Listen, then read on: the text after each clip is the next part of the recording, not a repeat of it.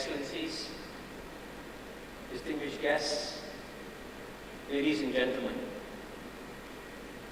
We live in paradoxical times. On the one hand, the human condition has never looked so promising. On the other hand, we are simultaneously facing a moment of great peril. Promise and peril are obviously contradictory, but this fundamental contradiction explains the state of our world today. And in my remarks today, I'll try to explain both the promise and the peril, and then suggest a wiser course of action for humanity to take. Let me explain the promise first. Since we wake up each morning and get drowned in doom and gloom by our daily newspapers, wherever we are, we fail to see the biggest reality of the human condition, which is that we, as human beings, if you have to choose a time to be born, there is no better time to be born as a human being than today, especially when measured against the long arc of human history. And by measure after measure, the human condition has never been better. Let me just suggest a few examples. And I'll start with infant mortality, with babies first, because babies, as you know, are the most vulnerable citizens of our society. They start dying in large numbers when social and economic conditions deteriorate, as we can see in Gaza today. Yet all over the world, less and less babies are dying. And to understand how much conditions have improved, I'm going to compare the world, let's say, about 5 years after World War II, 1950, with 2020, a period of almost 70 years. And then we can see how stunning the improvements have been. In infant mortality, in 1950, the rate was 230 deaths. By 2020, the infant mortality rate fell down to 39.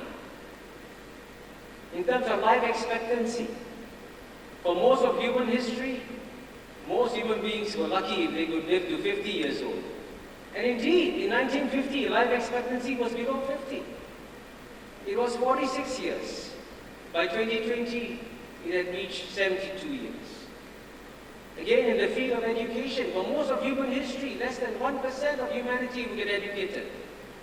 In 1950, 47% of children could go to primary schools, 25% could go to secondary schools. But by 2020, 90% of children could go to primary schools and 75% could enroll in secondary schools. These are major improvements.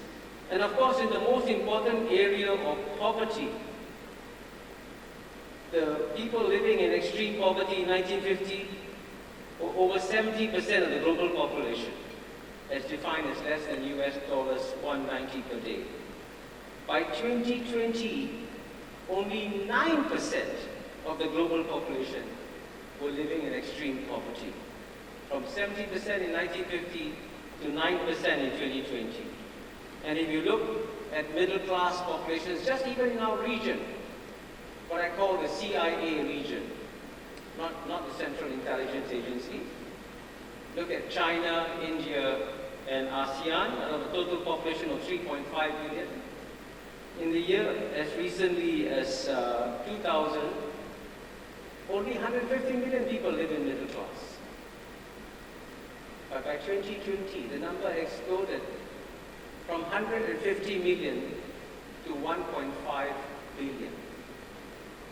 That's an amazing improvement. Now I could go on and explain how the human condition is improved. There's so many statistics. But I want to emphasize, when I speak about the improvement of the human condition, I don't speak about it just from learning statistics. I speak from it on the basis of personal experience, because when I was born in Singapore in 1948, Singapore was the typical poor developing country. And indeed, when I was 6 months old, my mother was told by a doctor, "I'm sorry, your son will not survive." I had extreme diarrhea, and I was about to become an infant mortality statistic. And even at the age of 6, when I went to school, I was put in a special feeding program because I was technically undernourished. Now, as you can see, I'm overnourished. But I have lived through this change. And so here at this, I should be here celebrating the fact that we live in a moment of great promise. But sadly, we also live in a moment of great peril. And that's what I hope to explain in my remarks today. Where does this peril come from? And let me state as clearly and as bluntly as possible that it comes from one word, which is the opening word in our conference today: geopolitics. You know, our human condition is strange in many areas, but the one area where it is the strangest is in geopolitics.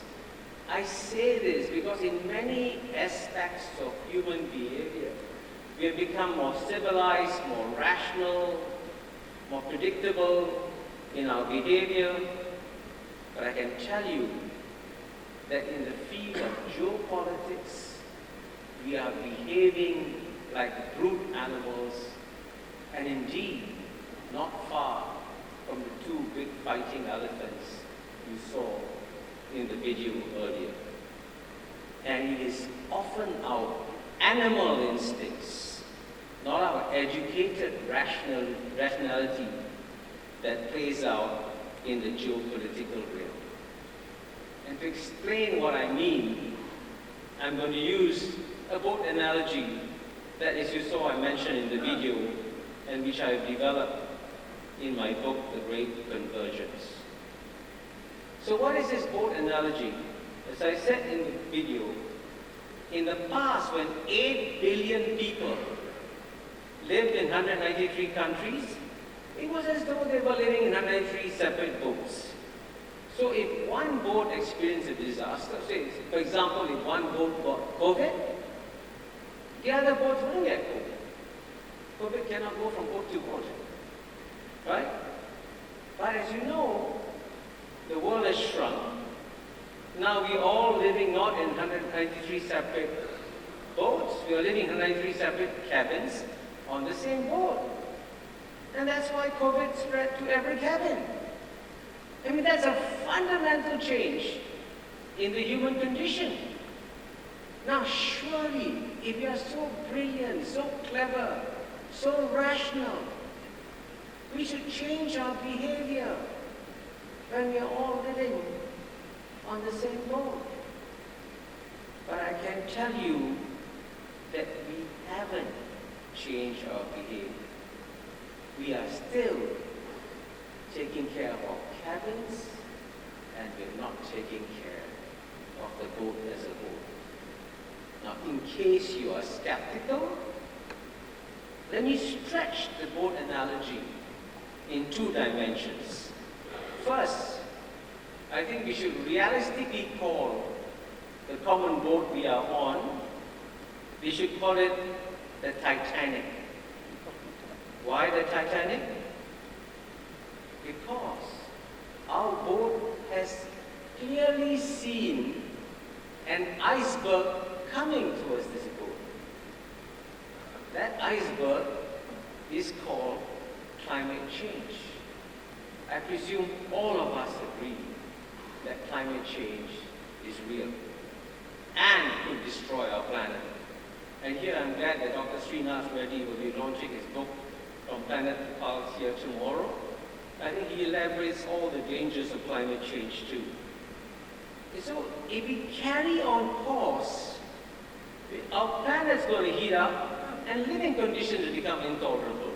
So if we are rational, we should all be coming together and saying, hey, let's save our planet. But we are not. And why not? And this brings me to my second point.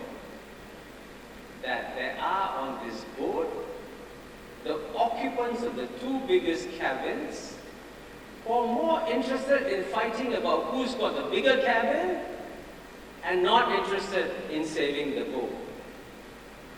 I wish this was untrue, but sadly, it is a perfect description of what's happening today in our world.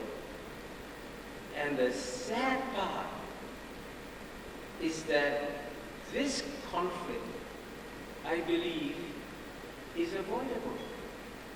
But again, it is not being avoided because it is driven by an iron law of geopolitics that's over 2,000 years old. In every other field, we act as though we're in the 21st century. In geopolitics, we haven't changed since 2,000 years ago. And so again, currently, the iron law of geopolitics, whenever the world's number one emerging power, which today is China, is about to overtake the world's number one power, which today is the United States of America, the world's number one power will always push down the world's number one emerging power. It's been going on for 2,000 years, and it continues, even though we should be coming together to save our planet instead of fighting about who has the bigger cabin. And I can tell you one of the saddest predictions I can make with absolute confidence, it is that this geopolitical contest will accelerate over the next 10 years because there's a remarkably broad and deep consensus in Washington, D.C.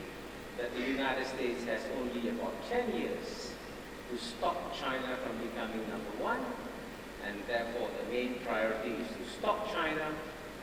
Everything else is set aside. Now, is there a wiser course of action?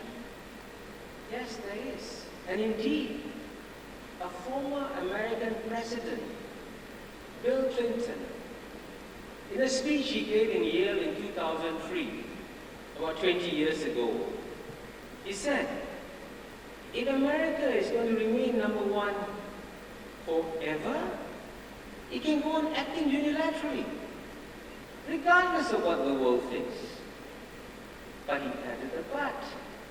He said, if America can conceive of a world where it is no longer the dominant military, economic, political superpower in the world, it should try to, and I quote, create a world with rules and partnerships and habits of behavior that the United States would like to live in when it is no longer the military, political, economic superpower in the world. Unquote. This is very wise advice from Bill Clinton. The United States, instead of trying to push China down, should try to create a world with rules, a world where multilateral rules and norms and processes and institutions are strengthened, which, by the way, he didn't say this explicitly, we should then constrain China. And that's a wiser course of action. It's so clear. But will this wiser course of action be adopted? I wish it would be adopted. Unfortunately, I predict it will not be adopted, showing again how irrational we are. And this is exactly why this conference is so important. This conference is important because it brings together people from all corners of planet Earth. What is it that unites us here? Our common concern for this planet. So why don't we speak out more? So that's why I hope that all of us shouldn't just be passive in the world of geopolitics. We should come out and tell the United States and China that if this contest carries on, it's not just themselves that they're hurting, they're also hurting all of us. And I hope we will send them this simple message. Number one, humanity no longer lives in 193 separate boats. It lives in 193 separate cabins. Let's come together and take care of our boat. Number two, sadly, our boat is heading towards an iceberg of climate change. We must work together to reverse course and focus on global cooperation to deal with the common challenge. And point number three, which is critical, all great powers must press the pause button now, immediately, on all the geopolitical contests, because it doesn't matter who has the biggest cabin on the boat if the boat sinks. So what's the point of this contest? Now, what I'm saying in these 3 points is pure common sense. But I can tell you as someone who's lived a long time, the older I get, and as I turn 75, I've learned that common sense is not very common. Indeed, it is actually becoming less common. Now, if you doubt this, let me make one more point about this year, 2024. If you think that the world is going to be a better place next year, ask yourself, what would the world look like if President Donald Trump wins the election in November 2024? And there's at least a 50% probability that he will get it. And what will the world look like? Let me tell you what it will look like. Number one, President Donald Trump doesn't believe in climate change. He thinks it's rubbish, it's nonsense. Number two, President Trump doesn't believe in multilateral cooperation. The word multilateral is anathema to him. Number three, President Trump only wants to, quote, make America great again, MAGA. And I can tell you he believes that with great sincerity. When he was president, I met a minister from an ASEAN country who called on him in person and said, Mr. President, the United States has a surplus now of vaccines. Will you please give us some? And President Donald Trump is a very honest man. He said, no, our vaccines are just for Americans. Blunt, direct. He's going to take care of one cabin on the boat, and the other cabins of the boat will be intact. And that's why I want all of us to understand that even while we are in this moment of great promise, we do face a real peril, and we must all come together. Thank you.